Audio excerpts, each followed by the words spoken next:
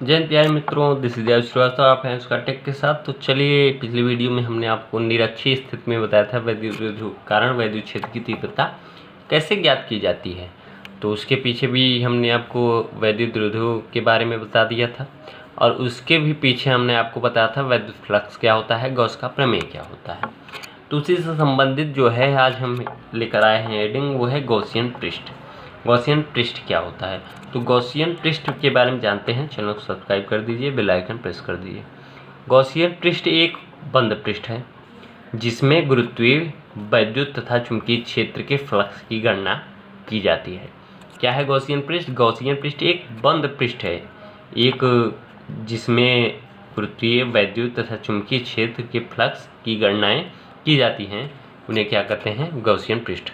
जैसे कोई गोला है, कोई बेलन है, कोई घन पृष्ठ है, ये क्या है? ये बंद होते हैं चारों तरफ से। तो इसी प्रकार से गॉसियन पृष्ठ होते हैं। उसके बाद देखिए कुछ नोट पॉइंट है कि वर्गाकार चकती आदि गॉसियन पृष्ठ नहीं है। वर्गाकार चकती है, कोई चकती है तो वो गॉसियन पृष्ठ, क्योंकि वो उसमें एक ही लेयर है। कोई सीडी कैसेट अगर देखें तो वो एक लेयर है, वो चकती है। लेकिन गोला जो है, जैसे बॉल देख लीजिए, वो गोला है। तो उस घन पृष्ठ है, जैसे आप क्यूबिक कभी देखे होंगे। तो इस प्रकार से गॉसियन पृष्ठ की कुछ विशेषताएं हम आज जानते हैं कि गॉसियन पृष्ठ की निम्न विशेषताएं हैं। एक है कि यह एक बंद पृष्ठ होना चाहिए जिससे उन बिंदुओं के बीच जो पृष्ठ के भीतर अथवा बाहर हों अंतर स्पष्ट किया जा सके। जैसे कोई बॉल है, बॉल के अंदर अगर कुछ चीज़ है, बॉल के बाहर अगर कुछ चीज़ है, तो उसमें अंतर आसानी से कर सकते हैं हम लोग। तो यह एक बंद पृष्ठ होना चाहिए, ठीक। और यह पृष्ठ उस बिंदु से गुजरना चाहिए जहाँ पर वैद्युत क्षेत्र ज्ञात करना है। वैद्युत क्षेत्र जहाँ पर ज्ञात करना है, यह वहाँ उपस्थित हो। अगर इसके द्वारा हम ज्ञात करते हैं तब पृष्ठ की आकृति स्रोत के समान होनी चाहिए।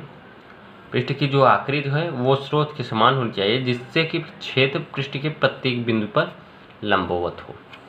जैसे कोई घन है तो उस पर जो वैद्युत क्षेत्र है वो क्या हो? लंबवत हो, प्रत्येक बिंदु पर एक समान ऐसी प्रकार की होनी चाहिए। ये नहीं कि आप क्यूब हैं तो क्यूब जाकर आगे शंकु बन जा रहा है, तो ऐसी जो है गॉसियन पृष्ठ नहीं मानी जाएंगी।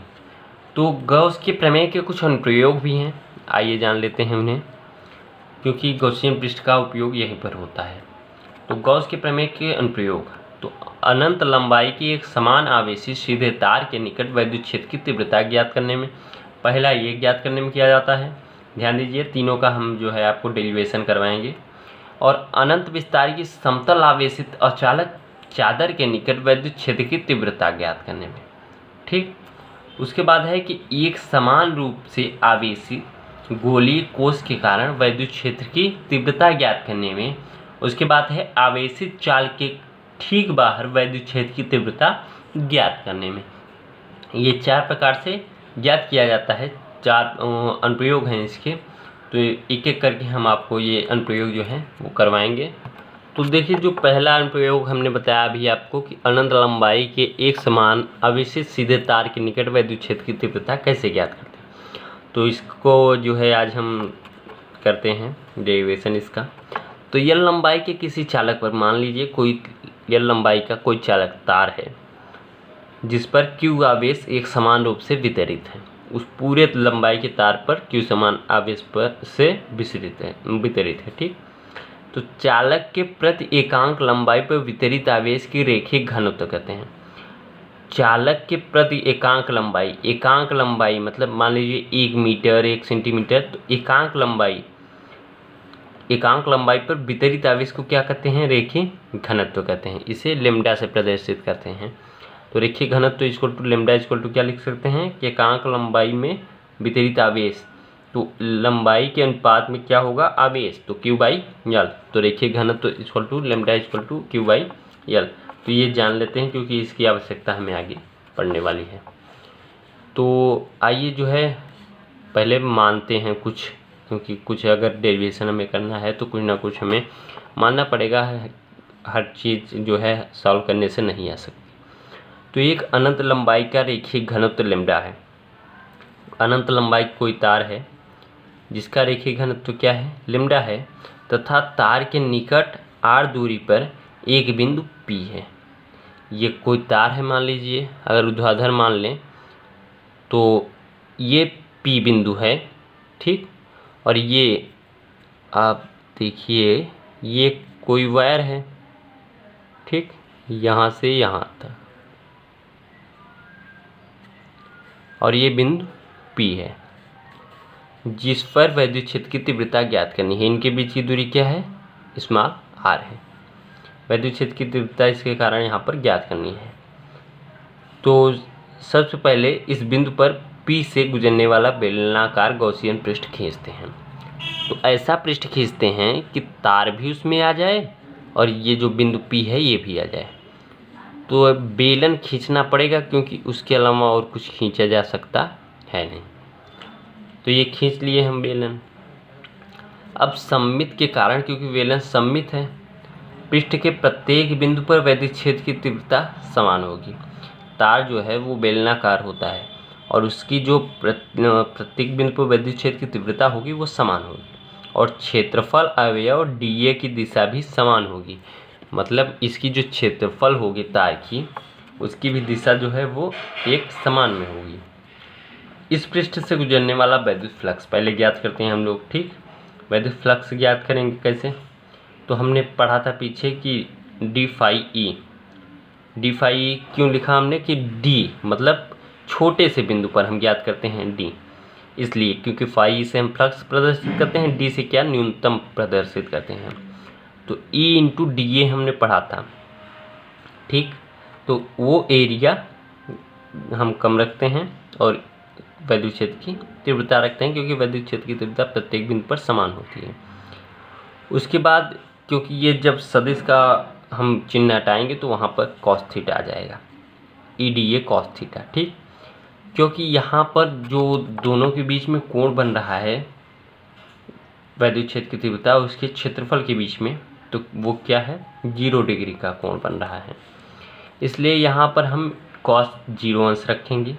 कॉस 0 अंश का मान जो होता है वो 1 होता है, और एक जब मल्टीप्लिकेशन करेंगे तो आंसर आएगा E इंटू DA।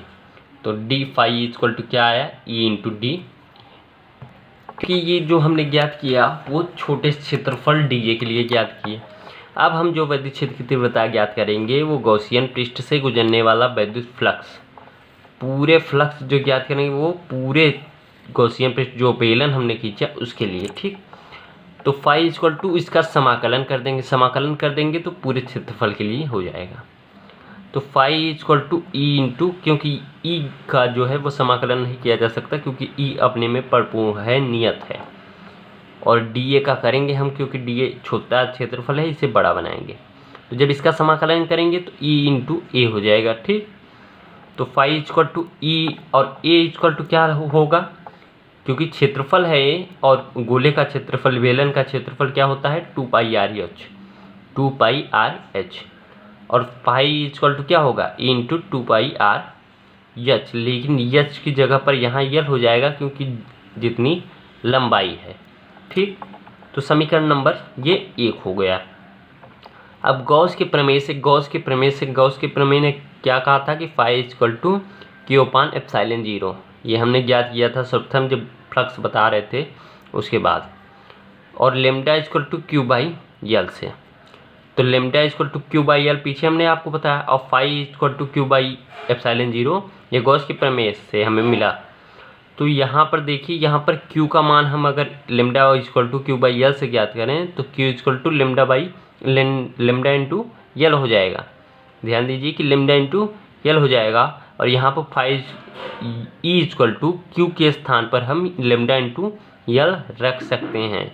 तो लेमडा इंटू यल हम रख देंगे इसके स्थान पर, तो क्या हो जाएगा, ये phi equal to lambda into L upon epsilon 0 हो जाएगा, ठीक। समीकरण 1 और समीकरण 2 से आप देखिए कि e equal to 2 pi r l हमने पहले समीकरण में ज्ञात किया, और फाई इक्वल टू क्या ज्ञात किया, लेमडा यल इंटू एप्सिलॉन 0। तो ई ही ज्ञात किया ना हमने, फ्लक्स ही ज्ञात किए। तो फाई इक्वल टू दोनों में ज्ञात किए तो फाई का मान जो है हम रख देंगे इसमें 2 pi r l equal to lambda into l upon epsilon 0, ये हम रख सकते हैं। तो ये इक्वल टू क्या होगा, lambda into 2 pi R epsilon 0। ये क्योंकि जब हम इसका जो है नीचे गुणा करेंगे तो यल से यल कैंसिल हो जाएगा, तो ऊपर लेमडा बचेगा, नीचे 2 पाई आर एप्सिलॉन 0। ये इक्वल टू क्या बचेगा, यहाँ पर हम अगर इसे थोड़ा अलग करें तो 1/2 पाई एप्सिलॉन 0 यहाँ बचेगा 2 पाई एप्सिलॉन 0, और लेमडा बाई आर जो है, लेमडा बाई आर, तो उसे हम क्या लिख सकते हैं, लेमडा को हम क्यू लिख सकते हैं और बाई आर लिख सकते हैं। और अगर हम इसमें 2 का भाग दे दें नीचे और 2 का मल्टीप्लिकेशन कर दें ऊपर, तो ये क्या हो जाएगा 1/4 pi epsilon 0 2Q upon R। तो ये जो है वही फार्मूला है कि अगर अनंत लंबाई की कोई आवेशित तार है तो उससे कुछ दूरी पर स्थित किसी बिंदु पर विद्युत क्षेत्र की तीव्रता कैसे ज्ञात करते हैं। ये गॉस का जो है प्रमेय के अनुप्रयोग हैं।